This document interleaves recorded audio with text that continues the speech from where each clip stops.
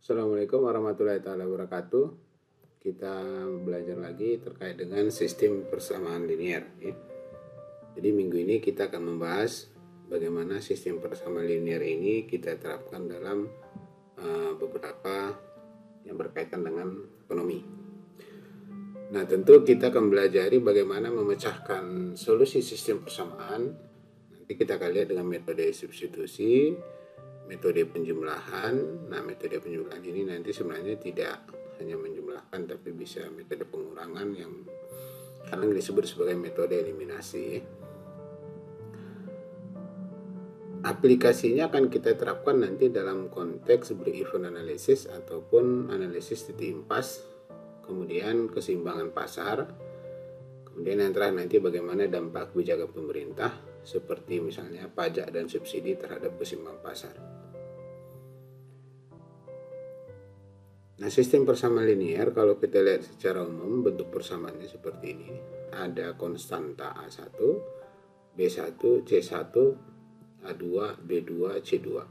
Tentu solusi sistem persamaan linear tersebut adalah kita harus menentukan nilai X dan Y yang memenuhi kedua persamaan tersebut. Jadi solusinya nanti kita akan peroleh X dan Y. Metode pemecahannya nanti kita akan bahas dalam dua, yaitu metode substitusi maupun metode penambahan, ataupun sering juga kita sebut sebagai metode eliminasi. Oke, kita lihat contoh untuk penggunaan metode substitusi. Misalnya kita memiliki persamaan seperti ini, ya. Ada dua persamaan, satu dan persamaan kedua. Solusinya untuk yang pertama, persamaan kedua kita modifikasi bentuknya di mana kita pecahkan untuk X seperti ini. Ya. Nah, kemudian persamaan 3 kita substitusikan ke persamaan 1. Sehingga akan menghasilkan bentuk persamaannya seperti ini, kemudian kita pecahkan untuk nilai Y. Nilai Y kita peroleh dengan cara substitusi ini adalah Y sama dengan 2. Sedangkan untuk X-nya adalah kita substitusikan nilai Y ke persamaan 3 tersebut. Oke, kita akan peroleh nilainya X sebesar 4. Oke, berarti kalau kita lihat di sini 42 ya nilainya. Nah, metode penambahan kita buat caranya seperti ini. Pertama, menurut metode penambahan ini sebenarnya atau eliminasi ini, asumsikan misalnya persamaan 2 ya. Kita kalikan semua dengan minus 80, kita akan peroleh hasilnya seperti ini. Kemudian kita jumlahkan ke persamaan 1, persamaan yang baru ini. Oke, sehingga kita peroleh nilainya X sama dengan 4. Oke. Nah, nilai X kita substitusikan ke persamaan 2 sehingga akan menghasilkan Y sama dengan 2.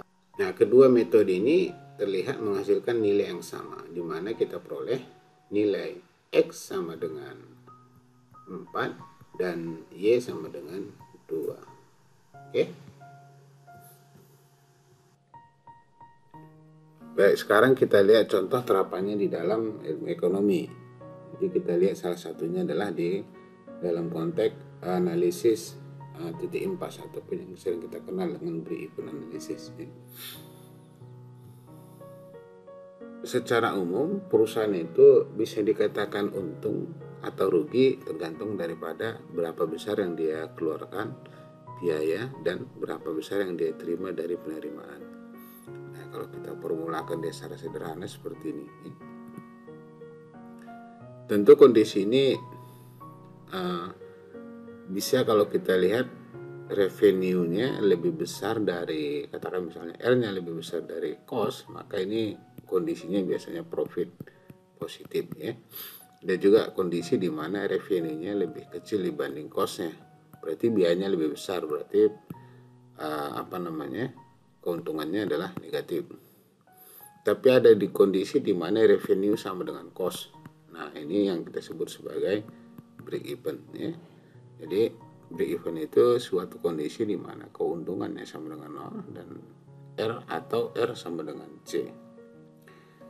Contoh kasus misalnya, untuk sebuah roti biaya tenaga kerja dan bahan masing-masing Rp15. Nah, biaya tenaga kerja dan bahannya ya, biaya tetapnya adalah 2.000 per hari. Jika andaikan setiap roti dijual seharga 20 rupiah, berapa banyak roti seharusnya diproduksi dan dijual setiap hari untuk menjamin bisnis pada kondisi break-even? Nah, berarti kita harus cari dulu fungsi biayanya, persamaannya. Kita ketemunya seperti ini. Ini diperoleh dari mana? Sebenarnya kan minggu lalu kita udah belajar terkait dengan persamaan ini ya, Y sama dengan MX plus C, kan sama aja sebenarnya. Oke, MX itu variabel, C itu konstanta atau biaya tetap. Nah, variabel costnya berapa? Yaitu biaya tenaga kerja dan bahan-bahan tadi, yaitu 15X untuk satu roti. Kemudian biaya tetapnya adalah 2.000. Nah, jadi kalau kita udah ketemu fungsi biayanya, berarti kita berikutnya cari penerimaan ya. Berapa jumlah yang kita produksi dan harganya berapa. Nah, di sini kan rotinya dijual seharga 20 ya. Jadi berarti kita tulis 20X gitu. Jadi X-nya itu nanti ya sebanyak roti berapa gitu. Jadi kalau rotinya 2 ya berarti 40 gitu. Oke. Nah, kemudian kita cari titik impasnya. Berarti kita samakan antara revenue sama dengan cost. Nah, jadi kalau kita samakan ini kita peroleh seperti ini. Ya, persamaannya ini kan R-nya tadi ya. Nah, ini fungsi C-nya. Nanti RC gitu. Nah, kita peroleh X sama dengan 400. Ketika X sama dengan 400, maka kita peroleh revenue berapa? Ketika X 400, maka yang kita peroleh revenue-nya 8.000 ya. Biayanya berapa? Ya kita substitusikan lagi, 15 kali X berapa tadi? 400 gitu. Ya, tambah 2.000. Ya sama harusnya, 8.000 juga berarti. Nah, ini kan sama kondisi R sama dengan C. Ini yang kita impas. Kalau kita gambarkan, bisa lihat pada kurva berikut ini. Nah, ini kalau kita gambarkan, sebenarnya ya sama hal cara membuat gambar sebelumnya. Kalau kita buat garis 45 derajat ini adalah apa namanya, fungsi penerimaan gitu ya. Oke, sedangkan yang ini adalah mulai dari 2000, titik 2000 dan seterusnya, ini tarik garis lurus ya. Tarik garis lurus ini adalah fungsi biayanya. Berarti di sini C sama dengan 15X tambah 2000. Sedangkan yang di bawah ini ya fungsi penerimaan nih. Berarti kalau kita tulis itu bisa R sama dengan 20X gitu ya. Nah, pada saat dia bersinggungan, itulah titik impas tadi di sini. Ya, jadi ini disebut sebagai break even point ya. Yaitu pada saat menghasilkan X sebanyak 400 dengan tingkat biaya sebesar dan penerimaan sebesar 8.000. Oke. Nah, jadi kalau yang di bawah titik BEV itu perusahaan berada dalam kondisi rugi, loss ya. Di sini rugi. Tapi kalau di atas titik break even point berarti perusahaan berada dalam keadaan untung. Kenapa demikian? Bisa kita lihat, ini kan garis, ini kan di sini misalnya nih.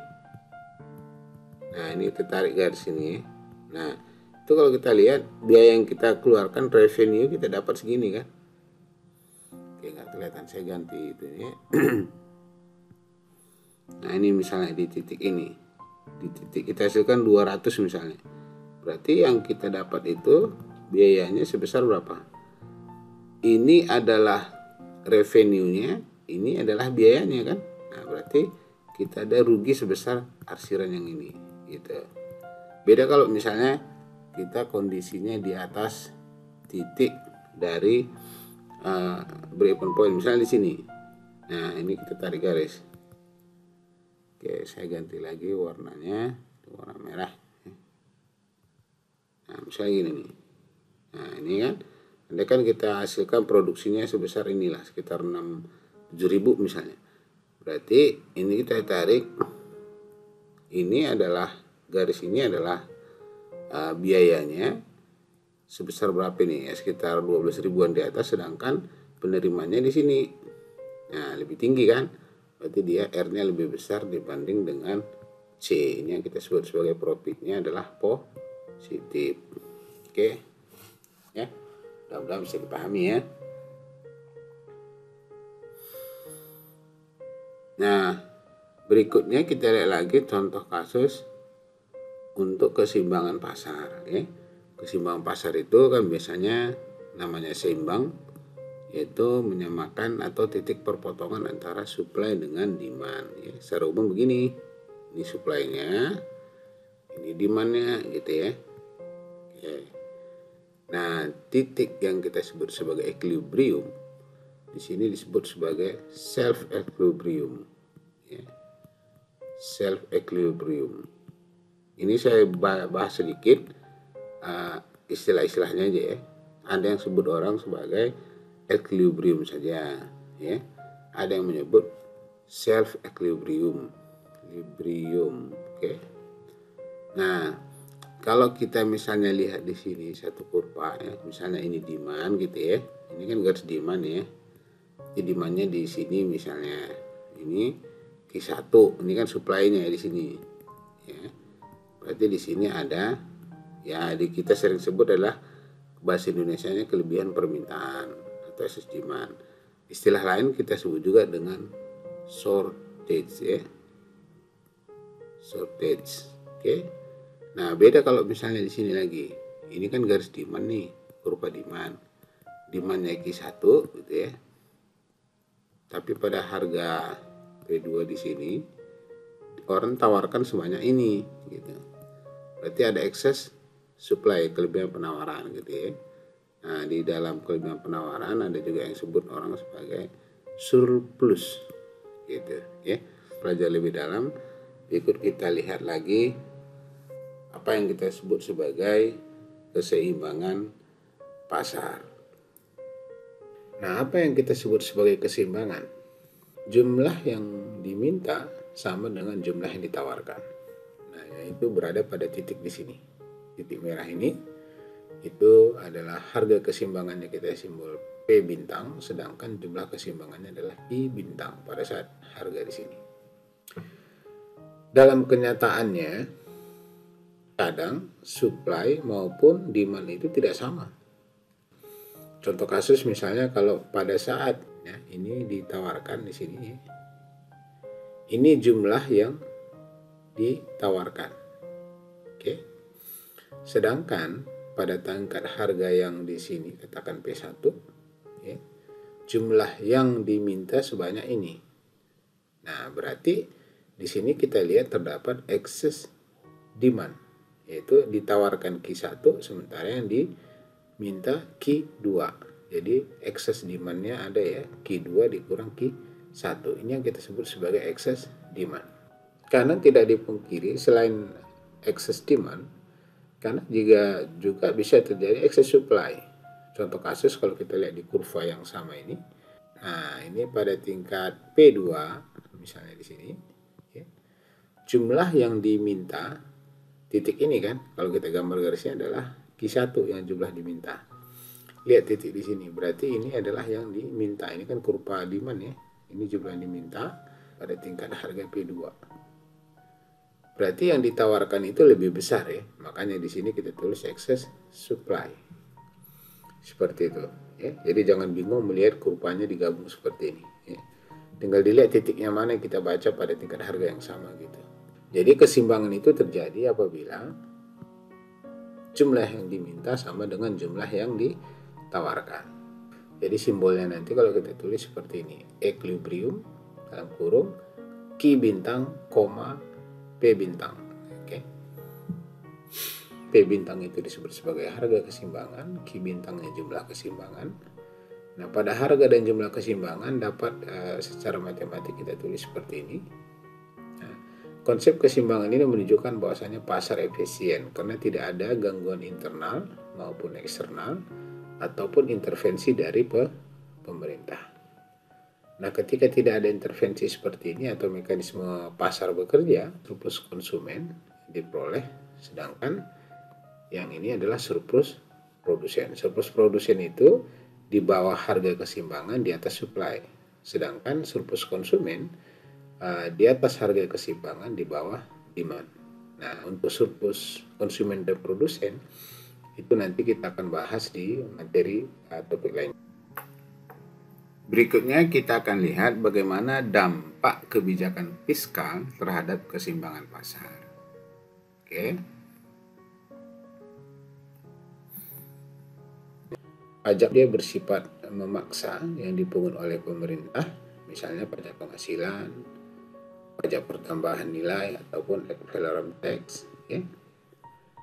Sedangkan kalau subsidi itu bentuknya bisa berupa bantuan yang diberikan kepada konsumen maupun produsen, misalnya saja subsidi pupuk, subsidi BBM dan seterusnya. Terus kita asumsikan yang pertama adalah jumlah yang diminta konsumen, ya, itu diasumsikan hanya tergantung pada harga. Hal yang sama untuk perusahaan, di mana jumlah yang ditawarkan hanya dipengaruhi oleh harganya. Jadi kalau kita tulis yang lalu itu Q fungsi dari P aja, sedangkan ini QD misalnya. QS juga gitu, fungsi dari P. Ya. Ya, ini asumsi untuk memudahkan saja. Nah, harga yang dibayarkan konsumen kita simbol dengan PC sama dengan harga yang diterima oleh produsen. Kita simbol dengan PS. Ya. PC konsumen, produsen itu PS. Secara matematis dapat dituliskan dampak pajak dan subsidi terhadap harga yang diterima konsumen yaitu seperti ini. Jadi ketika pajak dikenakan itu menyebabkan harga yang diterima konsumen makin tinggi, ya. Sedangkan ketika subsidi diberikan pemerintah maka harga yang diterima konsumen akan lebih rendah. Oke. Nah, secara kurva bisa kita lihat seperti ini. Ya, ini adalah harga keseimbangan P equilibrium dan Q equilibrium pada titik A yang dikenakan sebesar pajak P.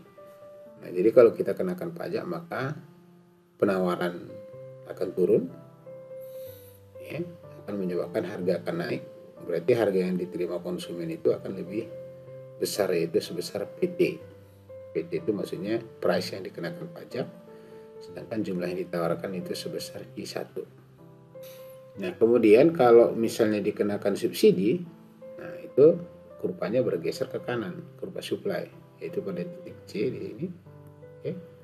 Sehingga jumlah yang ditawarkan lebih banyak yaitu sebesar Q2 dan harga yang diterima konsumen itu lebih rendah dari harga keseimbangan, yaitu di PS. PS itu maksudnya adalah harga setelah dikenakan subsidi. Jadi itu dampaknya secara umum. Sekarang kita buat contoh aplikasinya di dalam kebijakan fiskal. Kebijakan fiskal itu umumnya adalah bisa kita lihat dari sisi pajak maupun subsidi, ya. Oke, pertama kita asumsikan fungsi permintaan hanyalah dipengaruhi oleh harganya sendiri seperti ini. Dan fungsi penawaran juga ditentukan oleh harganya sendiri. Nah, masing-masing persamaan permintaan dan penawaran dibuat seperti ini. Ini fungsi persamaan permintaannya dan ini persamaan penawarannya. Oke. Pertanyaannya ada 3. Cari harga dan jumlah keseimbangan. Kemudian cari harga dan jumlah keseimbangan setelah pemerintah mengenakan pajak sebesar Rp6 per unit. Nah, kemudian yang ketiga, cari harga dan jumlah keseimbangan setelah pemerintah memberikan subsidi sebesar Rp6 per unit. Kita buat nilainya sama aja, ya. Sekedar untuk melihat bagaimana kurva itu bergeser ke kiri atau ke kanan. Ya. Tadi kita udah belajar terkait dengan konsepnya, QD sama dengan QS. Untuk persis seperti ini kita bisa modifikasi persamaannya di mana kita tempatkan semua Q di sebelah kiri seperti ini, ya. Oke. Nah, namun secara matematik memang bisa kita gunakan dengan metode substitusi maupun eliminasi, ya. Nah, sekarang kita lihat, kita modifikasi persamaannya. Persamaan permintaan dulu seperti ini. Oke, kita dapatnya seperti ini. Yaitu Q sama dengan 100 dikurang 5 per 2P. Begitu juga untuk penawaran kita modifikasi, jadi sehingga Q-nya ada berada di sebelah kiri tanda sama dengan, kita peroleh minus 50 per 4 tambah 5 per 4P. Oke. Kemudian kita samakan ini. Nah, seperti ini. Nah, ini fungsi permintaannya tadi, ini fungsi penawarannya. Kemudian kita sederhanakan untuk memecahkan nilai P. P itu price. Kita dapat P-nya menjadi 30. Ya. Ketika P-nya dapat 30, untuk menemukan berapa jumlah yang diminta atau ditawarkan, kita substitusikan ke salah satu persamaan, bisa ke fungsi penawaran ataupun fungsi permintaan. Oke, ini kita substitusikan ke fungsi permintaan, P-nya ini kita substitusikan 30 sehingga kita peroleh Q-nya menjadi 25. Ini menunjukkan, kita tulis seperti ini. Equilibriumnya adalah kuantitinya 25 ya, dan P-nya adalah 30. Secara grafis bisa kita lihat gambarnya seperti ini. Nah, ini titik keseimbangannya. Untuk menggambarkan garis-garis ini, pertama kita asumsikan ya, ini kan persamaan aslinya tadi ya, kita asumsikan P sama dengan 0, maka kita dapat Q-nya 100. Nah, ini 100 satu titik. Kemudian kita asumsikan Q-nya 0, maka P-nya dapat 40. Nah, di sini kita tarik garis lurusnya, menghubungkan antara titik 40 dengan titik 100. Oke, kemudian untuk supply-nya juga gitu. Pada saat P-nya 0, maka kita dapat Q-nya minus 12,5 titik di sini. Nah, tentu ini kalau mau buat skalanya sama ya bisa digambar di kertas yang berskala ya. Tapi ini adalah sekedar untuk menunjukkan di mana titik perpotongan supply demand-nya. Kemudian pada saat Q 0, maka P-nya dapat 10. Jadi di sini. Nah, baru kita tarik lagi garisnya, garis lurus yang menghubungkan antara 12,5 dengan 10. Nah, karena di equilibriumnya adalah 25 seperti ini. Oke, kuantitinya 25, kita buat P-nya di sini 30. Nah, baru kita tarik garis. Ya. Jadi ini adalah titik keseimbangan sebelum ada intervensi pemerintah atau dikenain pajak maupun subsidi. Bagaimana kalau pajak dikenakan seperti ini? Nah, kita lihat. Pajak tadi kita udah tahu formulanya adalah akan meningkatkan harga yang diterima konsumen ya, sebesar T, yaitu PC sama dengan PS tambah T. Oke, ini tadi kita asumsikan di situ PC-nya ya. PC itu adalah harga yang diterima oleh konsumen ya. Sehingga fungsi PC-nya menjadi seperti ini. 4/5Q tambah 16. Kalau tadi kan awalnya di sini ya. Nah, ini kan. Ya, P sama dengan 4/5Q tambah 10 karena ada 6 tambahan pajak, maka dia jadi 16. Kemudian kita tuliskan fungsi ini, fungsi demand aslinya ya. Kemudian kita substitusikan nilai PC-nya. Ya. Nilai PC-nya substitusikan seperti ini sehingga kita peroleh nilai Q sama dengan 20 dengan melakukan penyederhanaan. Artinya kita pecahkan nilai itu untuk nilai Q gitu ya. Pada saat kuantitinya 20, berapa harga yang ditentukan? Berarti kita balik lagi, substitusikan ke salah satu persamaannya. Oke, kita substitusikan ke persamaan PC tadi, yang di sini. Oke. Kemudian kita ganti nilai Q-nya jadi 20, maka price konsumen yang diterima konsumen jadi 32. Kalau kita bandingkan dengan awal, maka harganya menjadi lebih tinggi. Yang awalnya adalah keseimbangan 30, akibat pajak naik jadi 32. Kuantitinya jadi berkurang dari 25 menjadi 20 gitu ya. Nah, kita lihat secara kurva seperti ini. Supply bergeser dari S1 ke S2 yaitu pada titik B di sini. Oke, nah jadi kalau kita gambar keseimbangannya menjadi seperti ini ya. Q pada titik B, maka yang diminta itu sama dengan 20 seperti ini. Ini tadi kita lihat sudah supply bergeser ke kiri akibat dari pajak. Sekarang kita lihat subsidi. Subsidi berarti kan tadi kita udah sebutkan PC-nya adalah menjadi PS dikurang S. S itu subsidi. Berarti subsidinya 6 berarti minus 6. Sehingga persamaan PC-nya berubah menjadi seperti ini. Ya. PC sama dengan 4/5Q tambah 4. Oke, berarti kita ambil lagi persamaan permintaannya seperti ini. Oke, kita substitusikan nilai PC-nya ke dalam ini. Oke, kita masukkan nilainya, kemudian kita sederhanakan sehingga kita memperoleh Q-nya sama dengan 30. Nah, ini bedanya ya. Pada saat tadi pemerintah belum mengenakan subsidi, maka keseimbangannya awalnya 25. Ketika subsidi dikenakan, maka jumlah yang diminta menjadi lebih besar, jadi 30. Oke, berapa harganya setelah berubah? Nah, ini kita substitusikan lagi ke fungsinya. Nah, ini kita substitusikan dari sini tadi. kita ganti Q-nya jadi 30, maka dapat price-nya adalah 28. Berarti kita bisa menulisnya seperti ini. Oke. Nah, dan kurvanya bergeser dari S1 ke S3, yaitu berada pada titik C. Jelas ya, kalau kita lihat ketika subsidi dikenakan maka jumlah yang diminta lebih banyak sehingga harga turun. Ya, dari PE price equilibrium menjadi ke PS. PS ini maksudnya adalah harga setelah dikenakan subsidi, sedangkan di sini adalah harga setelah dikenakan pajak. Clear ya bagaimana kurva supply bergeser ke kiri maupun ke kanan akibat dari pajak maupun subsidi. Ya demikian, mudah-mudahan bermanfaat. Saya tutup dengan wabillahi taufiq wal hidayah. Wassalamualaikum warahmatullahi taala wabarakatuh.